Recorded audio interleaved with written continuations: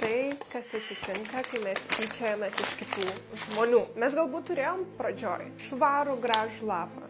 Mūsų draugystė atrodo maždaug taip, ant kurios mes pradėjom rašyti savo draugystės istoriją. Pasityčiojom, įžeidėm, norėjom nusmugdyti kito galią, nepamatyti kito grožio ir tada supratom, kad ne.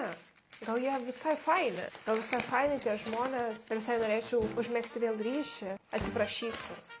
Pabandysiu ištaisyti savo klaidas, pabandysiu kitaip elgtis ir tu atsiprašinėjai. Ne vieną, ne du, ne tris, ne keturis kartus ir vis bandai išlyginti, ištaisyti tai, ką padarai. Galbūt ta draugystė ir atrodo panašios formos kaip pradžioje, bet įspūdai, kuriuos tu palikai, nesupratęs ir žeidęs, liks visam gyvenimui. Tu tiesink po kur nori. Todėl neveltui sakoma, pasaulyje, kur gali būti bet kuo, rinkis būti geru žmogumi. Tiek sau, tiek aplinkiniam. O kaip būti geru žmogumi sau, pasakosiu kitame video.